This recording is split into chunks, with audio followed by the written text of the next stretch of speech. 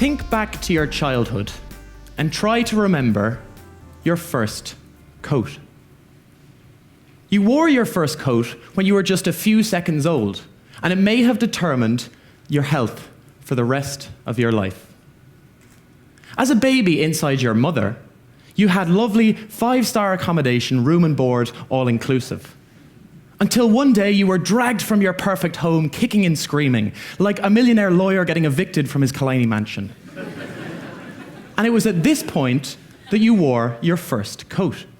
This coat wasn't designed by Gucci or Armani, it was designed by Mommy. See, inside the womb, you lived in a sterile environment.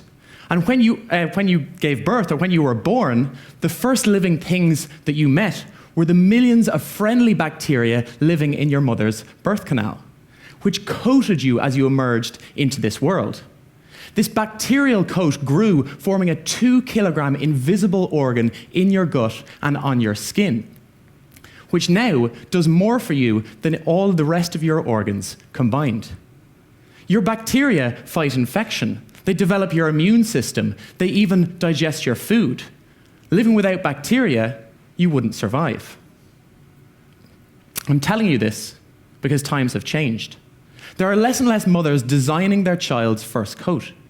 Now, for 1 in 3 children, their first coat is picked at random. For a child born by C-section, they don't receive the natural bacteria that they get in their mother's birth canal. Instead, the first bacteria that they are coated with is any bacteria that's found on the mother's skin, the doctor's hands, or anything in the surgery room. And as this bacterial organ grows, it may digest food, fight infection, or develop the immune system differently.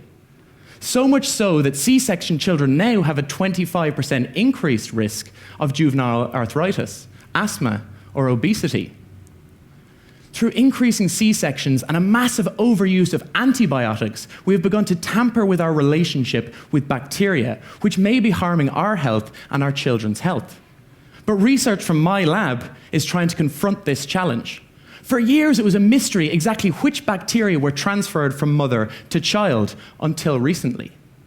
By examining bacterial DNA, we have identified the bacterial threads that make up the coat, meaning now that we can create and design a new coat which could be given to C-section children to mimic a natural birth in order to try and reduce the risk of such chronic diseases. The relationship between microbe and man is closer than we ever imagined.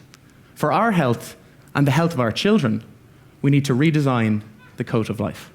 Thank you very much. Robertson, everyone.